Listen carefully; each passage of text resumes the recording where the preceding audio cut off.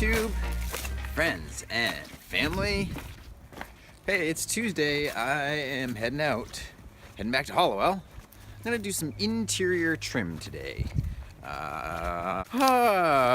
Mel M asked yesterday, am I ever worried that my clients might watch my vlog and see me not being on site at their job? Mel, sometimes I worry about that. Generally not a whole lot.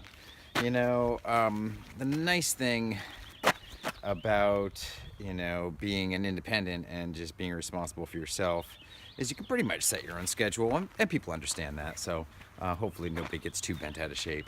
I haven't heard any negative comments anyway. Thanks for coming with me. Gotta pack up this car, let out those ducks, get my day underway.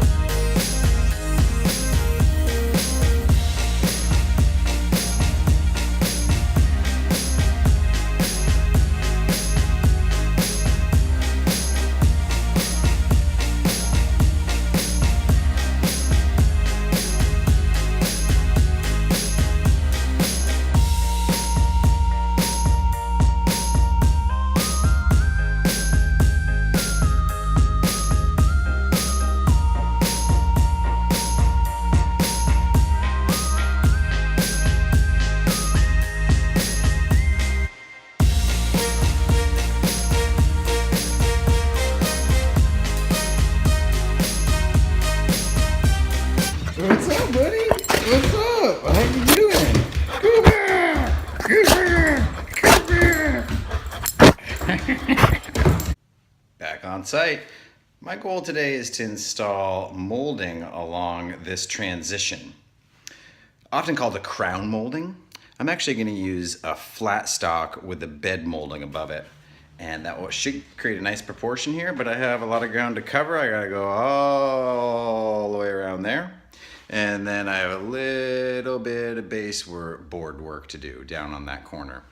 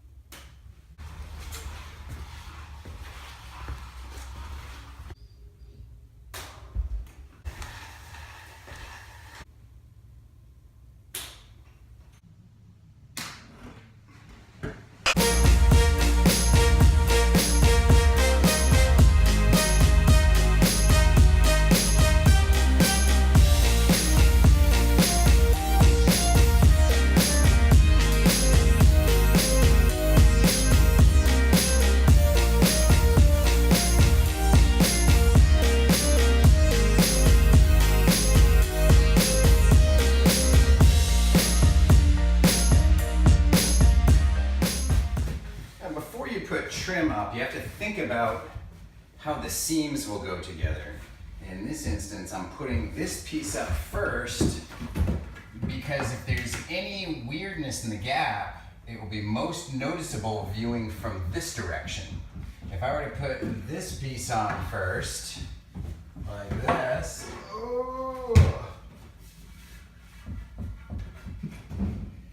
and then I put a piece up to it, this crack will be visible from down there. So the idea is to try to keep all your cracks invisible.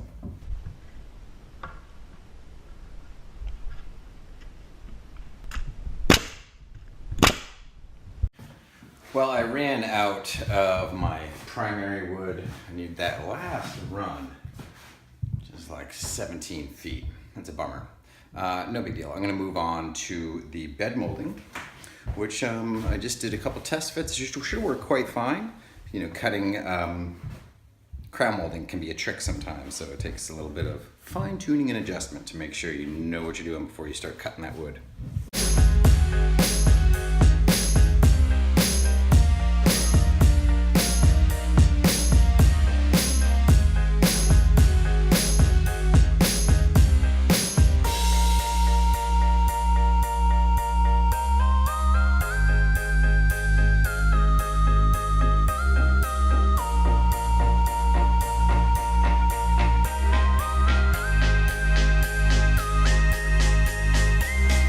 Got a call from my buddy Troy and Pete. They're going to be helping me on that project out in Whitefield, that major addition remodel. So I'm going to go meet with them real quick, talk to them about the project, see if they'd be willing to help me.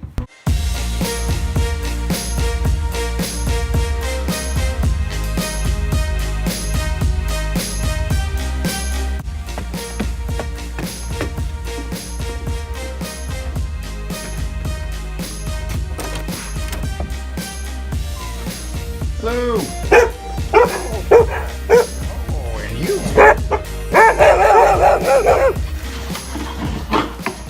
Things went well meeting with Troy and with Pete.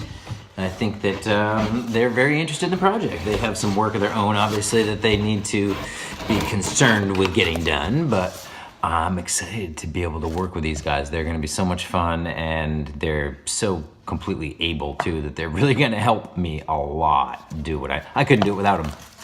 So this is going to be a big project starting probably middle of May, end of May is when they would be available to really make some. We're going to do a big addition and a major remodel and tear a roof off and raise the ceilings, and it's going to be huge.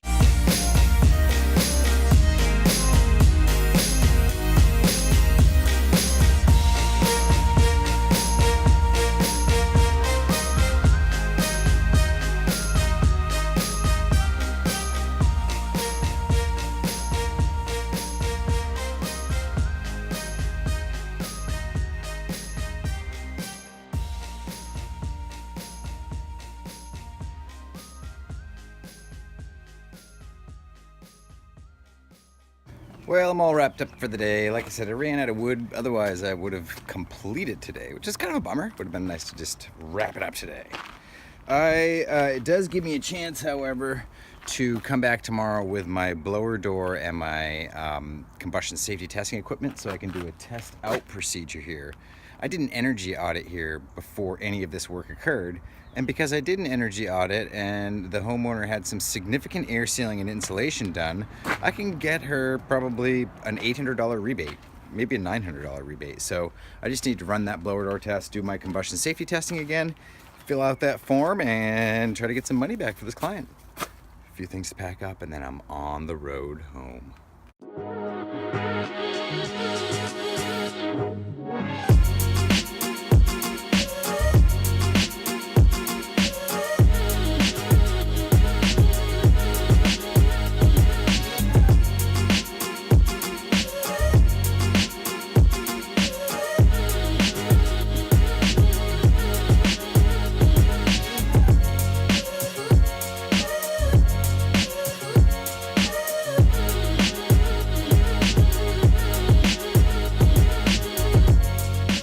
Today was one of those days where I was running on about 3 of my 4 cylinders. My efficiency was definitely low. The customer didn't end up paying for my inefficiency. The hours I worked were good hours and I got a lot done, but I left home this morning and got about 8 minutes from home and realized I forgot my water bottle, I forgot my wallet. No water, no wallet. So turned around, got that. And I had gotten up a little bit late, so I was getting off a little bit late to start. Then I had to get materials, which I didn't get enough of, it turns out, so I couldn't finish the job, which I could have done if I had been on time and didn't forget just one of those days. Not much I can do about it except, sleep it off and start fresh tomorrow. And get it all done tomorrow. What am I doing now? Oh, I was going to plant some seeds, that's right. It's back down there.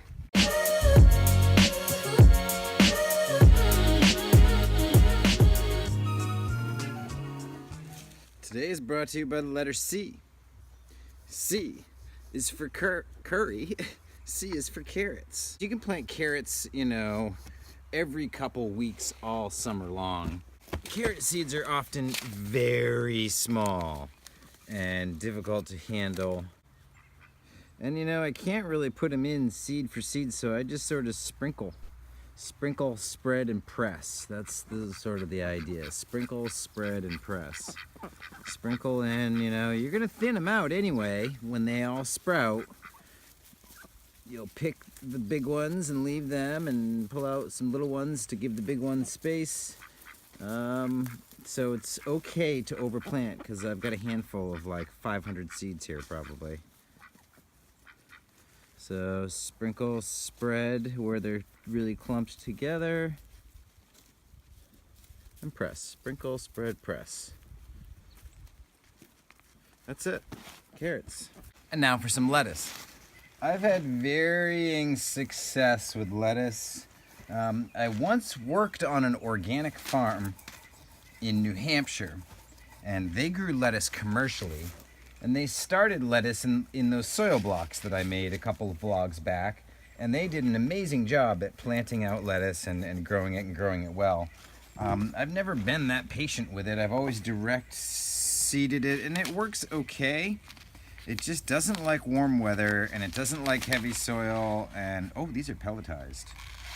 The seeds are about the same size as those carrot seeds normally, but they glom on some substrate to make the seed handleable. Makes it a lot easier for planting.